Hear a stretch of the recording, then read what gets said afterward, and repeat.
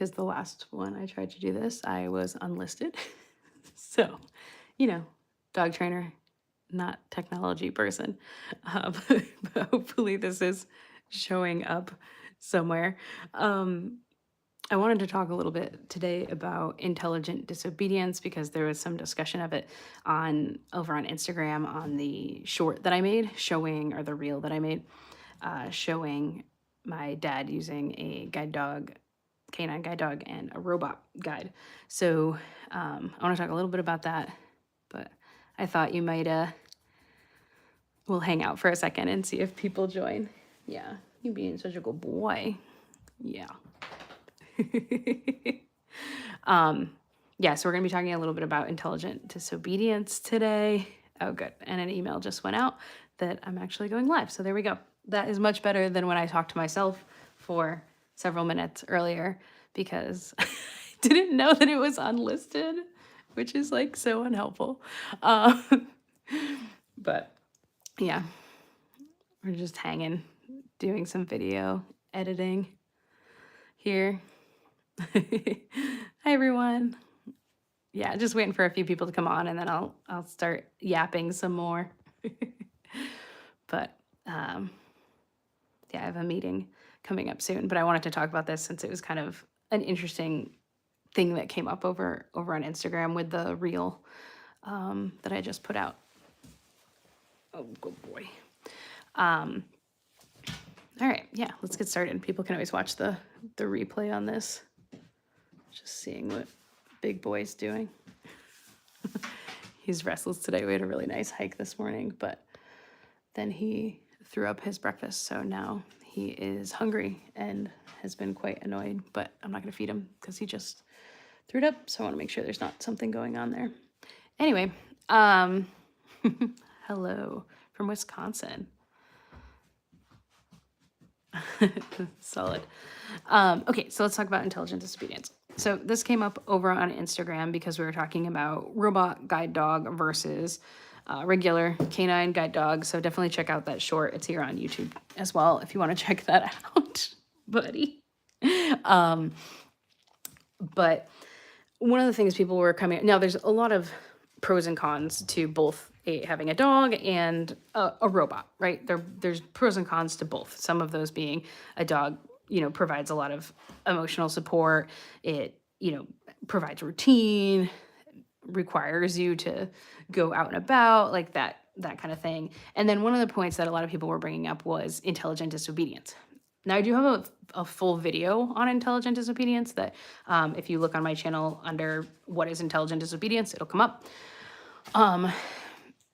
But the idea with intelligent disobedience, or what I like to call superseding cues, is that the dog is going to make decisions on your behalf when you're making bad decisions or a decision that isn't in your best interest or something's coming up. Now, in guide dogs specifically, intelligent disobedience, we're talking about traffic. So you tell the dog to go forward, the dog chooses not to go forward. Or we're talking about edge work. So you're on a train platform, you tell the dog to go forward, there is an edge on the train platform, the dog veers and takes you away from that train platform, right? The dog did not magically come up with that idea, right? That is actually a very highly trained behavior. Intelligent disobedience, like a lot of people think that the dog making decisions is intelligent disobedience, and sometimes it can be, and sometimes the dog makes really good decisions. But there's also a lot of times that the dog makes bad decisions, and especially, buddy, someone is not getting enough attention today, out, and he has brought me a sock. Dobby brought me a sock. Oh, yeah, I know exactly where you're going, and it's to get more socks. So we're gonna go ahead and close the door. So real, right? And I go close the door so that we can't get more socks while I'm trying to talk about intelligent disobedience. Anyone else have a Labrador? So when we're talking about training these behaviors, we're talking about really placing a high value for the dog on doing that behavior no matter what else is happening. And that's a trained behavior, right? It's not something that the dog magically decides. Now, sometimes they will make good decisions. Like sometimes, like they'll see something and this a lot of times like more happens with alerts and that kind of thing. But they'll choose to go around something if they're a guide dog, that kind of thing. Um, but most of the time it's a trained behavior. And what I wanted to talk about with intelligent disobedience is your intelligent disobedience is only as good as the maintenance that you put into maintaining the skill. So because my experience a lot is guide dogs, what I saw in the field a lot was eroded intelligent disobedience, super cues. The intelligent disobedience no longer worked because the behaviors were not upheld. So what does that mean? If we're talking about traffic, say, and the dog learns that they need to stop when a car comes across their path. Well, if you don't practice traffic, if you don't practice the dog stopping when a car comes across your path, the dog stops doing that. Most dogs do not inherently think I should not run in front of cars. Some do, but most don't.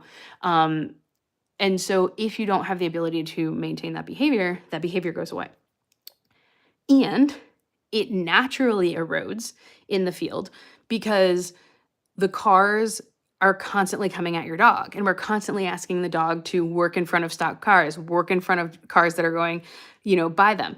And the same thing goes for like train tracks. So if you constantly tell your dog to ignore, like if you constantly ignore going, the dog stopping you from going to the edge of something and you keep going to the edge of something, the dog will learn to go to the edge of the thing. So I just wanted to just say that intelligent disobedience, it requires maintenance. It requires a ton of training, and it is not just a magical thing that a dog does.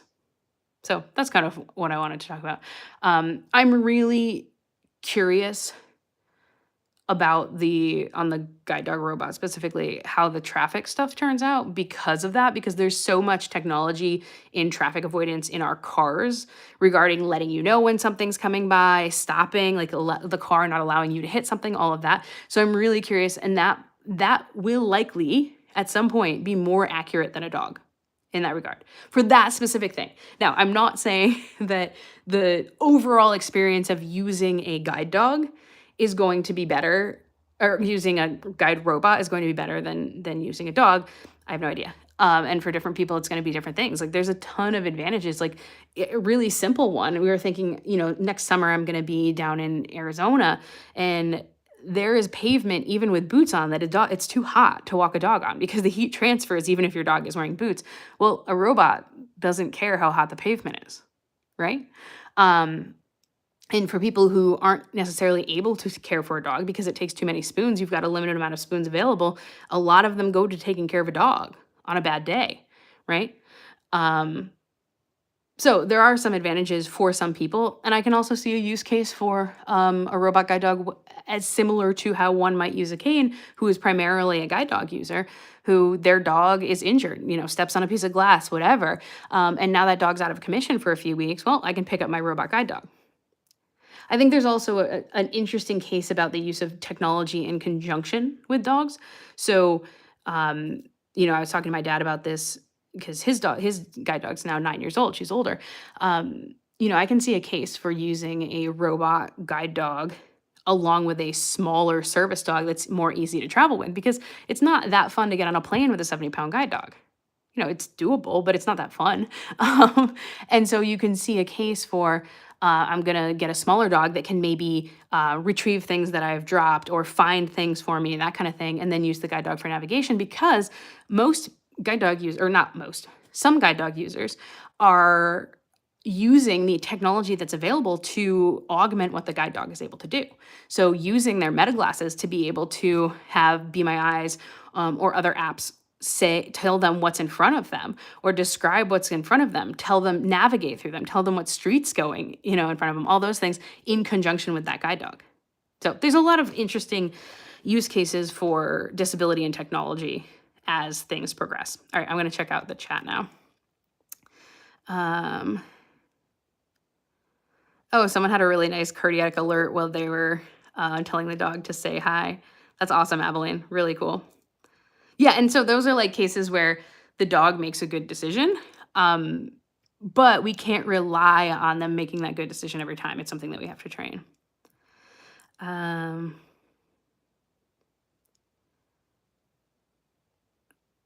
all right, I'm checking through.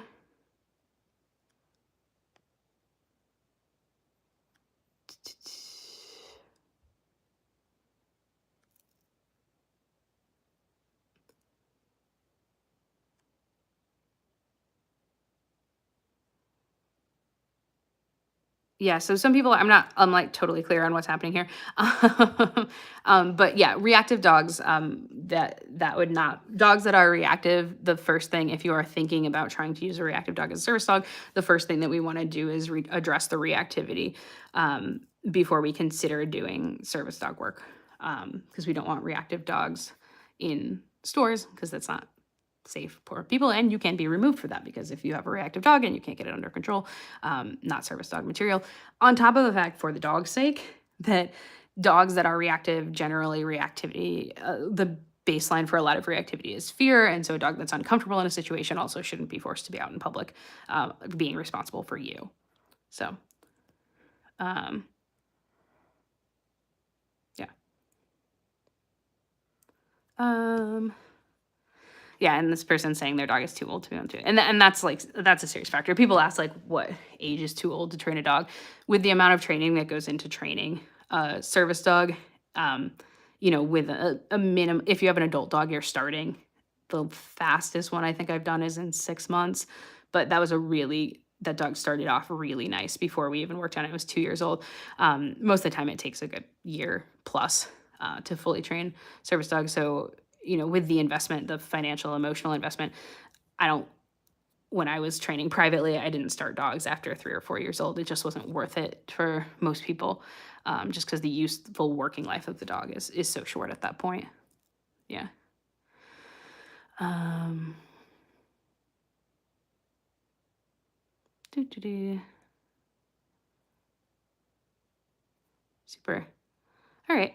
Well, that's all. That was my little rant on intelligent disobedience, but definitely check out that video on intelligent disobedience, which talks about that. And if you're interested in other guide dog stuff, I do have other guide dog videos like how to navigate around obstacles, and even the stuff for guide dog can also be used for other types of tasks, like leading tasks, like being able to find outside, that kind of thing. So they can be helpful. Cool. All right. I'll talk to you guys later. Thanks.